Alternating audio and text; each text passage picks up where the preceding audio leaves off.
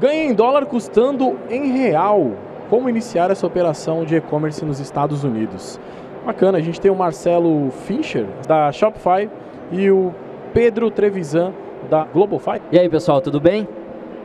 Prazer, sou o Pedro, do GlobalFi, e hoje a gente vai falar aqui sobre como tornar essa operação global por meio dos Estados Unidos. É um tema que chama bastante atenção, e o Marcelo que deu a ideia do título não fui eu, ganhar em dólar custando em real. E uma das formas de fazer isso é através do Shopify, né, que é uma plataforma global, etc., que o Marcelo vai comentar com a gente. Obrigado ao Diego, o pessoal da CRP Mango pelo convite. CRP Mango é a nossa parceira, é parceira da GlobalFi, então é um prazer estar aqui hoje. Marcelo, como é que é? Vamos começar esse papo. Obrigado pela galera da CRP, obrigado pela atenção de vocês. Eu acho que tem um ponto super importante sobre esse tema. Eu queria começar falando sobre o fato de que tem muita gente que não faz cálculo, né, quando vai pensar em internacionalização e pensa sempre no problema, ou pensa primeiro no problema, né? A gente estava falando agora há pouco ali, quando a gente pensa na exchange rate hoje do mercado brasileiro, está mais ou menos, vamos lá, 1 para 5, né? Se eu tiver 10% da minha receita alocada em moeda estrangeira, isso significa 50% da receita total da companhia em reais, né? Eu estou falando de 10%. Hoje a Shopify, quando a gente olha para esses dias eu estava num evento e eu gostei da palavra, né? Eu tenho lugar de fala, né? Porque a Shopify tem milhões de lojistas utilizando a plataforma e na última Black Friday Cyber Monday a gente fez uma análise, 18% de todos os lojistas estavam fazendo alguma operação de cross-border. E quando a gente pensa globalmente, a gente não está falando, porque eu posso falar, beleza, mas na Europa os países são muito próximos, né? Como se vender dentro de um estado no Brasil. A gente fez análise de cross-border falando intercontinental. Vocês imaginam que 18% de milhões de lojistas hoje no mundo fizeram na última Black Friday Cyber Monday uma venda intercontinental, né? Então, de longe isso não é uma tendência, mas muito de longe isso não é uma tendência. No caso do Brasil, a gente entende que isso é muito mais do que uma estratégia de expansão de produto ou de internacionalização. Isso é um tema crítico para a sobrevivência das empresas, né? Porque significa tu proteger boa parte da tua receita, alocando ela ou trazendo ela a partir de capital estrangeiro, né? A partir de uma moeda estrangeira. Dito isso, né, a gente, quando olha para trás, como era que isso acontecia, ou por que as empresas até então no Brasil, e essa é a grande percepção, né, as empresas no Brasil pouco fazem investimento para expansão internacional, né? Na minha visão, e o Pedro aqui pode me corrigir e dar mais contexto até, primeiro a pouca educação, né? A gente não está muito preparado para, como é fazer um negócio lá fora, né? Segundo, do ponto de vista de tecnologia e infraestrutura técnica, daí não falando só de cross-border ou só de internacionalização, quando a gente fala em digital commerce no Brasil, sempre foi muito difícil, ou muito caro, ou muito complexo, né, fazer qualquer tipo, subir qualquer loja. Então, dependia, leva no mínimo 90 dias para eu subir qualquer MVP, esse negócio vai me custar no mínimo X mil reais e tal.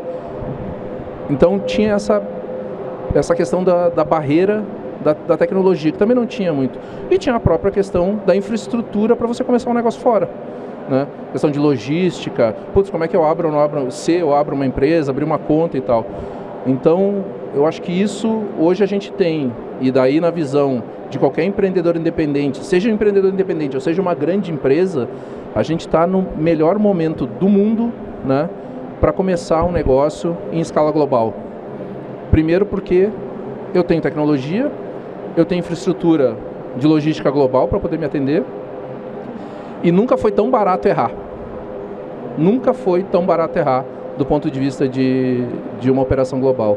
Não sei o que tu pensa sobre isso, Pedro. Cara, é nessa linha. Além da dificuldade técnica que existia, também tinha os mitos, né?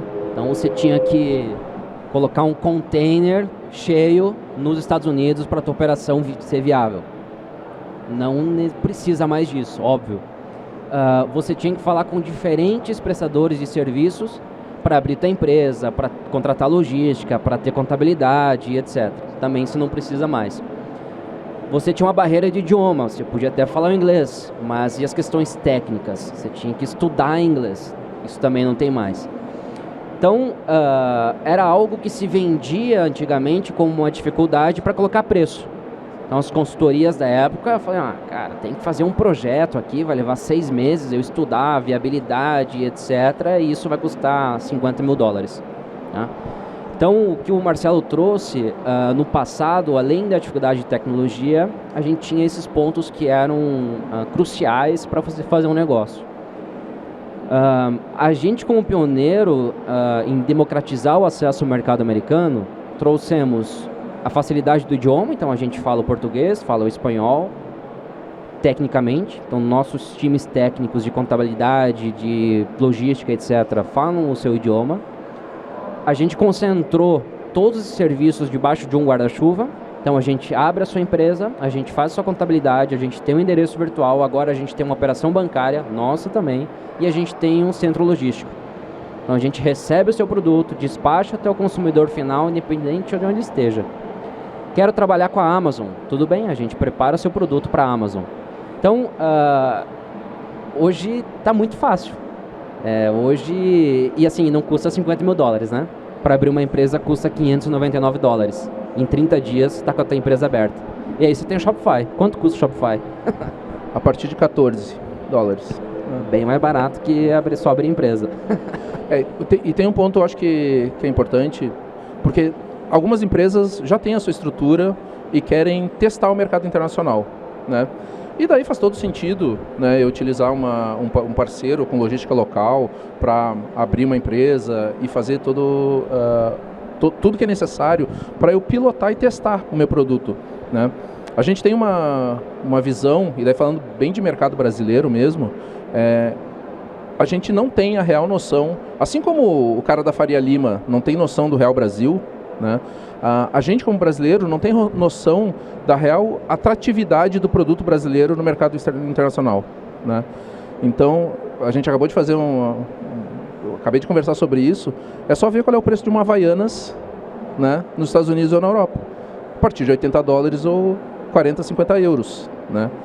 Então, isso significa o produto brasileiro, ele já vem com um carimbo de uma sigla muito moderninha, hoje, que é ESG, né? De coisas sustentáveis, de uma visão super jovem sobre o produto, né? Então, primeiro, o produto brasileiro, de um modo geral, ele já tem um carimbo super positivo. Mas e se eu sou um cara pequeno, muito pequeno, sou um pequeno empreendedor e quero tentar fazer alguma coisa, né? Hoje, esse nível de tecnologia, até chegar, por exemplo, na estrutura que a GlobalFi pode me atender, ou outros operadores logísticos na Europa, ou na Ásia-Pacífico, né? Hoje, quando a gente fala sobre simplificar a tecnologia, né, existe a possibilidade de você, tão simples quanto um aplicativo, né, você instalar na tua loja, né, e esse aplicativo vai te permitir que você mude o idioma, mude a moeda que você vende, né, e selecione um carrier, um modelo de entrega, né, qual é o cara que vai fazer a entrega desse produto no outro país para você. Esse aplicativo vai transformar isso, vai expor isso numa nova tela para um outro país e vai, por baixo dele, rodar uma ferramenta que roda todos os impostos necessários para você receber em reais aquele produto que você está vendendo em dólar, ou em euro, ou em iene, né, em qualquer outro país. Então, tão simples quanto isso, se o cara é um artesão, se o cara é um produtor de algum infoproduto, inclusive, e quer fazer isso para o mercado internacional, hoje isso está disponível para qualquer um fazer.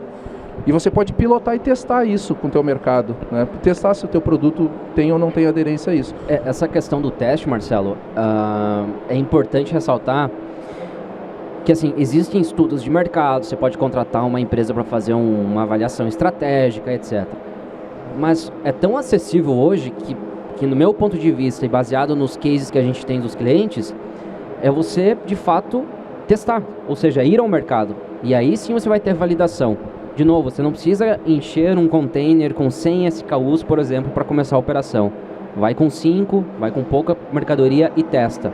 Então, isso que o Marcelo está comentando de testar o mercado, eu acho que é a forma mais certa de você ter o teu modelo de negócio provado, né? O seu produto é suficiente, se ele tem aceitabilidade, se para o mercado europeu o produto vai ser ticket tal, para o mercado americano vai ser outro ticket. Eu acho que é testando mesmo e baseado no feedback dos nossos clientes. A gente tem mais de 5 mil clientes, nenhum contratou uma consultoria para fazer uma avaliação de mercado e pagou $20 mil, nenhum. Todos iniciaram o processo, testaram e foram se adequando. Alguns começaram no Shopify, na Amazon e em um marketplace de nicho. Alguns continuam no Shopify na Amazon, outros só no Shopify, outros só em Amazon. Então eles vão testando o mercado e avaliando conforme o produto. Exato.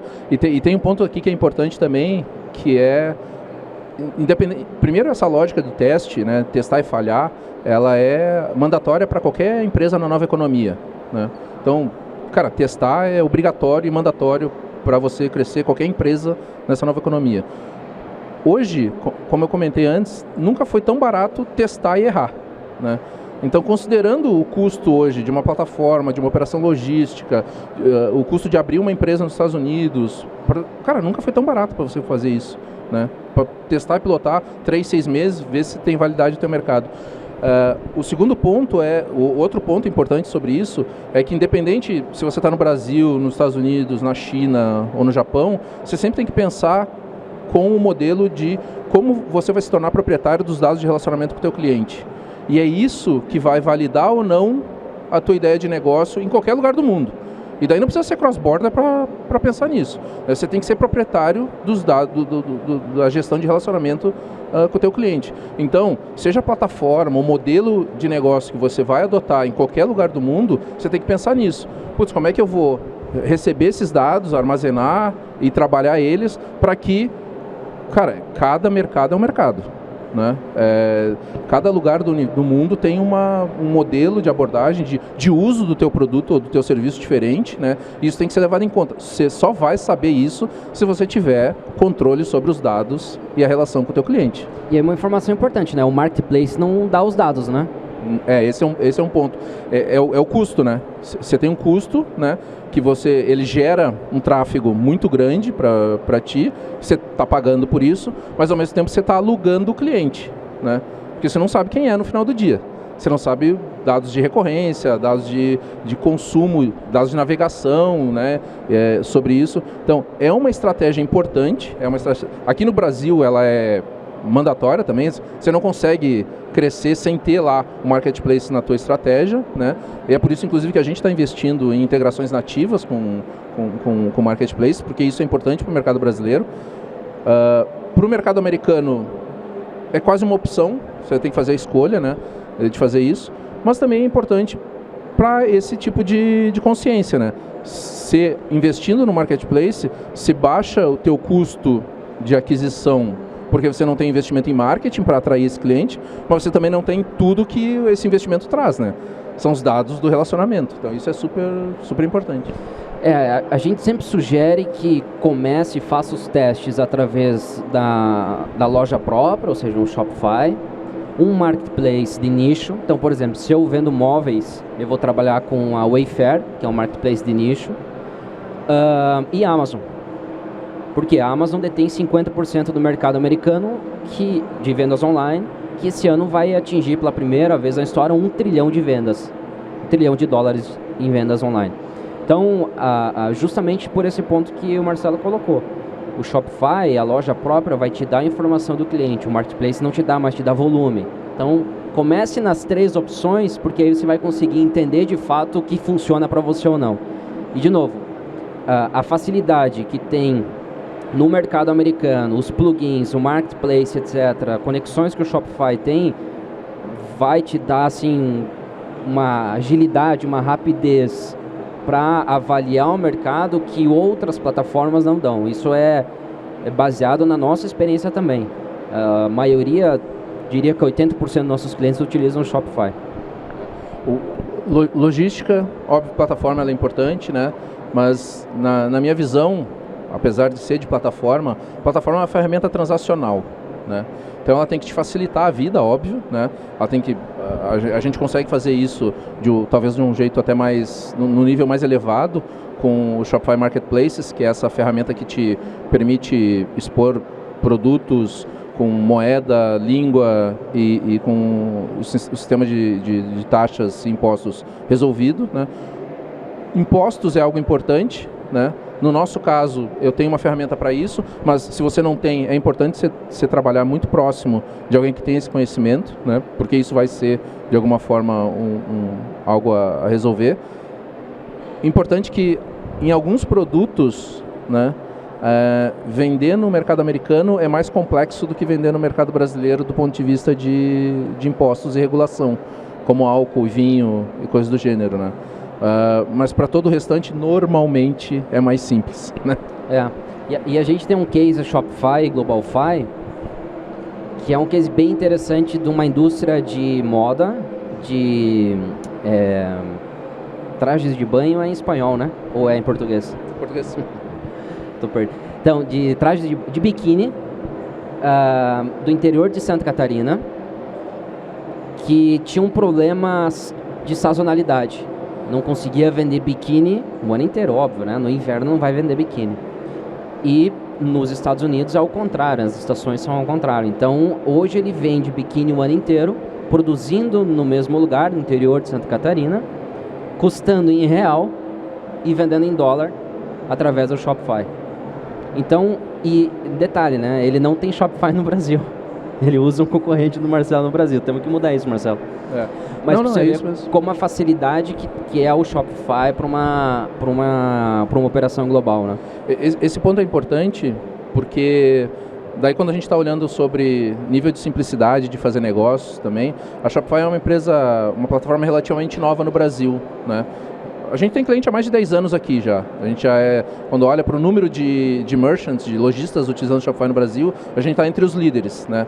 Mas não é tão conhecido do mercado assim. No mercado de tecnologia, todo mundo ama e é enlouquecido por trabalhar com a plataforma, né?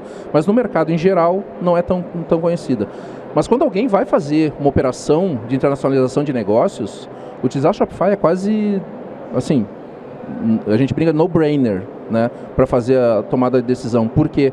Quando você olha hoje, Arezzo, Boticário, Natura, Chili Beans, todos esses caras, quando pensaram em internacionalizar, eles foram tentar trabalhar com uma plataforma que já estava pronta para o mercado global, né? Eles não conheciam aqui ainda, né? Mas já está pronta para o mercado global. Então, esse também é um outro poder super importante, assim, porque aquilo que eu falei, a gente tem milhões de lojistas. Se a gente somasse todos os lojistas que a gente tem hoje, a gente é o segundo maior loja do mercado americano, vamos dizer assim, né? Globalmente. E a gente tem uma coisa que é muito própria, assim, que enquanto algumas empresas querem construir os seus impérios, né, a gente quer armar os rebeldes, né? Então, e isso é uma coisa muito do mercado brasileiro, sabe? Isso é muito do empreendedor brasileiro, do lojista brasileiro, de qualquer tamanho, né? A gente sabe se diferenciar bem do ponto de vista de marketing. O brasileiro faz marketing muito bem, e marketing digital muito bem, sabe? A gente não perde para ninguém, para nenhuma empresa global, americana, europeia e tal, do ponto de vista de como a gente sabe posicionar bem o nosso produto, né? Então, esse é um tipo de ativo que a gente deveria utilizar melhor quando a gente vai para o mercado americano, por exemplo. Cara, o nível de customização em promoção, em ferramenta, que a gente tem aqui, que a gente faz aqui, os caras não entendem. Eles não entendem. Isso significa que a gente conhece primeiro muito do nosso mercado, do nosso cliente. A gente conhece muito sobre como fazer varejo, como vender produto e como tal. E se a gente conseguir posicionar esse tipo de contexto, de profissionalismo que a gente tem no digital lá fora, a chance de vencer num mercado internacional por uma marca brasileira é gigante. Na minha visão, o principal tema, o principal bloqueador para uma empresa brasileira avançar hoje para o mercado internacional, seja cross-border, internacionalização, qualquer outra coisa, é atitude mais do que tecnologia, fulfillment, logística e qualquer outra coisa. Tem uma dúvida, precisa do Shopify Plus ou a versão Shopify normal já te dá todas as ferramentas? Qualquer versão do Shopify você consegue fazer isso com o Markets. E qual que é o diferencial do Plus? O Plus você tem customizações adicionais no front, no checkout, né? Então você pode customizar de forma mais profunda essas áreas do teu site, do teu e-commerce, e você tem uma camada de serviço também, né? Você é servido por um gerente de sucesso que vai te suportar a escalar a tua operação em qualquer mercado, né? Então essas são as principais diferenças. Boa. E basicamente, alguém que tem Shopify, basicamente só é só migrar uma loja, é só duplicar a loja? Não, você baixa o Marketplaces na App Store, né? Você instala isso e automaticamente você já tem acesso à duplicação de front. E já duplica em inglês, já, né, todas as conexões? Catálogo já... 20 e poucas línguas já. E moedas também. É realmente simplificado o modelo. Mas isso é porque a nossa origem como produto, a Shopify foi criada por um empreendedor que queria vender snowboard. E daí ele não achava nenhuma ferramenta, nenhuma e-commerce que fosse fácil, barato ou que fosse acessível. Ele tinha um background de tecnologia, ele decidiu construir o dele mesmo. Daí quando ele viu, tinha mais gente perguntando para ele que loja era aquela do que sobre os snowboards. E daí ele virou a Shopify. Esse é um outro fator, porque às vezes o pessoal pergunta se precisa ter domínio do idioma, né? Não falo inglês, não vou conseguir. A ferramenta multiplica o idioma. Exato, a ferramenta faz a tradução automática, né? Então, de novo, a gente no Brasil tem essa trava, né, do idioma. Só 5% dos brasileiros falam o segundo idioma, né? Isso é um limitador global, assim, óbvio. Mas eu acho que o principal limitador é do ponto de vista do atendimento ao cliente, né? Porque isso é algo que você vai ter que cuidar, né? Porque você vai começar a vender, beleza, você vai dar suporte, né? E daí, como você vai fazer, né? Então, esse talvez seja o único limitador, né, que até hoje, apesar de ter o Google Tradutor, que ajuda pra caramba, né, ainda é necessário você ter atenção, né, porque você vai ter que atender o cliente. Mas as próprias ferramentas de atendimento também, elas têm os plugins de tradução simultânea e etc, né? Está muito facilitado também. Exato. Quem aqui já é lojista? Já tem um e-commerce, né? Já tem? Tá. O pessoal já vai começar o e-commerce nos Estados Unidos, já vai começar global. Já começa global. Essa que é o melhor. Não, aquilo que a gente falou, né? A gente falou antes. Cara, qual que é o custo disso? Qual que é a diferença de eu começar a pensar a minha empresa global, né? Hoje não tem nenhum, né? Hoje não tem nenhum. Não, e assim, claro que a gente está falando só coisas positivas, óbvio, né? E óbvio que tem coisas negativas. Você vai ter um foco a mais, você tem que estudar um pouco mais o mercado, você tem que entender um pouco mais as culturas. Óbvio, não é simples, é acessível.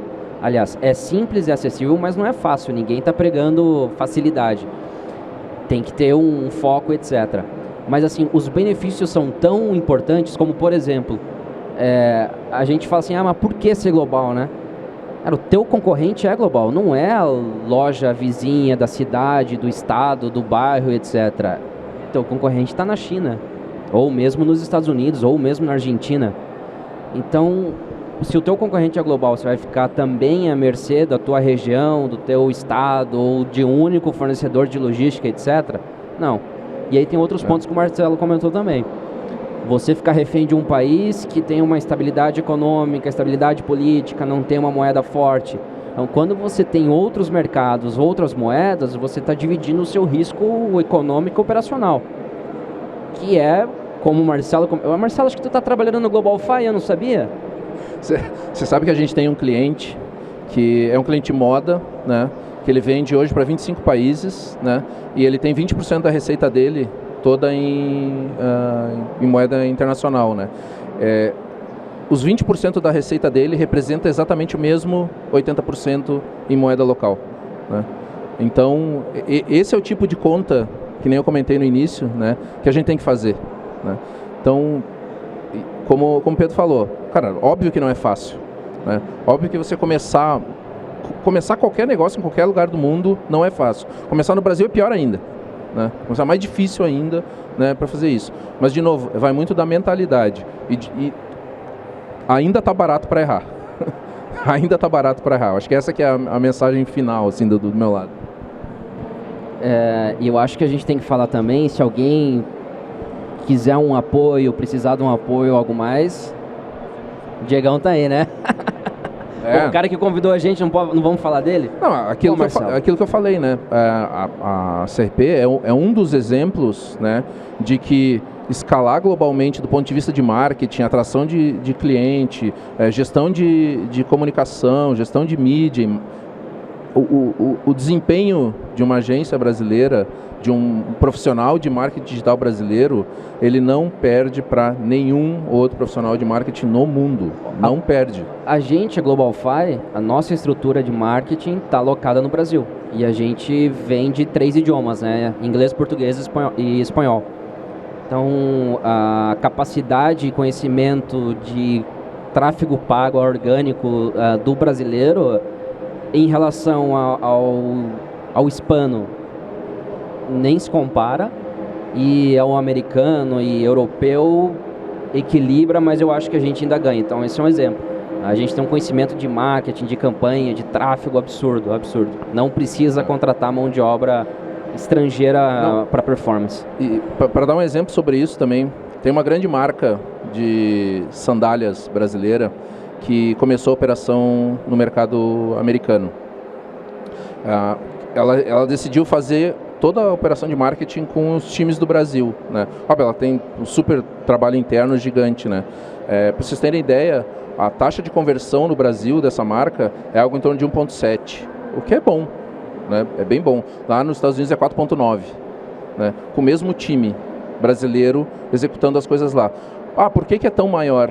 Óbvio que tem a eficiência do time brasileiro, né? Rodando em cima de uma plataforma que os concorrentes são todos americanos, mas tem um outro fator que agrega, que eu falei de novo no começo, né? Você tem uma marca brasileira, né, sendo muito bem vista lá fora, né? É diferente quando a gente fala sobre o Brasil como um país, política e blá blá blá, né? Isso não vem ao caso, né? Mas quando a gente fala sobre marca brasileira, né, a gente tem um posicionamento muito bom lá fora, muito bom, né? É super respeitado, todo mundo é atraente para os olhos do americano. Moda brasileira é um negócio que pega muito bem, cosméticos é outra vertical que vai absurdamente bem, mas a gente tem móveis brasileiros sendo vendidos nos Estados Unidos, né? Tem móveis brasileiros, o cara vai lá, utiliza a infraestrutura de GlobalFi para fulfillment, e o cara vende móveis brasileiros lá. Então não tem também uma limitação. Qual é a melhor vertical para apoiar, para começar? Cara, a melhor vertical é a tua. Eu tava falando pro pessoal do podcast ali, do Critique, a gente gravou ali, e eles perguntaram qual o nicho que está decolando. Eu falei, cara, eu tenho cliente de produtos religiosos a sex shop. Eu tenho moda, eu tenho creme e móveis. Então, assim, como é um mercado muito grande, depende da tua performance, não depende do produto em si. E tem uma outra que a gente comentava há pouco também, por exemplo, álcool e vinhos e tudo mais, é mais complexo de vender lá. Tem uma regulação específica, cada estado tem uma regra, você tem uma legislação para publicidade e tudo mais, que é super complexo, né? A gente lançou para o mercado americano uma ferramenta que chama Shopify for Wine, né? Que é um aplicativo que chama Drinks App, né? Que ele resolve, do ponto de vista de venda no mercado americano, também esse tipo de coisa. Então ele trata toda a regulação, taxas, legislação por estado, né, num aplicativo, que também pode ser colocado lá. Então significa que também para vinhos, destilados e bebidas alcoólicas, E a gente já resolveu esse problema lá também. Então, antes que era algo super complexo e quase impossível de vender, né? O próprio Pedro me falou esses dias, né? Cara, não tem porque é difícil pra caceta para vender aqui álcool. Não dá para vender aqui porque é muito complexo. Então, a gente lançou isso também. Então, cara, até álcool, se tu quiser vender lá fora, que é algo super complexo, você sabe qual é a legislação brasileira para isso, né? É um pop-up perguntando a tua idade. É isso. Então, óbvio que aqui é muito mais fácil. Quando eu contei para os caras lá, eu tenho que ir para aí. Né? Mas agora não, agora a gente já pode também vender isso. Então tem, assim, de novo, não tem uma vertical específica que te limite hoje para crescer, né? E para o mercado internacional. Esse aqui é um ponto mega importante. Não sei se a gente tem mais tempo, acho que esgotou, né? Marcelão, para falar contigo. Cara, é facinho de achar, todo mundo joga no LinkedIn lá, marcelo.fischer ou ideia, é o jeito mais fácil de me achar, eu respondo super rapidão lá, né? Cara, muito prazer, super obrigado pelo espaço, né? Se deixar a gente fala horas sobre o tema, que eu perguntei. Né? Se alguém quiser também bater um papo aqui depois que terminar, fica à vontade aí. Legal, e para encontrar a gente, globalfi.com, ou então Instagram, @globalfi, tem globalfi.pt, globalfi.en, globalfi.es, e também tem o meu Instagram que é pedro.global, só adicionar lá, LinkedIn também, Pedro Trevisan, Globalfi também, enfim. Não, e tem mais um ponto, né? Quem quiser e estiver pensando em abrir uma operação, seja no Brasil, no mercado americano, né? E quiser mais suporte, eu conheço uma agência boa, de uns guri bem bom aí, chama CRP. Então a galera, gente boa. Cara, vai na faixa, pede lá o cupom da Shopify, vai ter um descontinho. Valeu, obrigado, Diego. Obrigado, Valeu, pessoal, obrigado.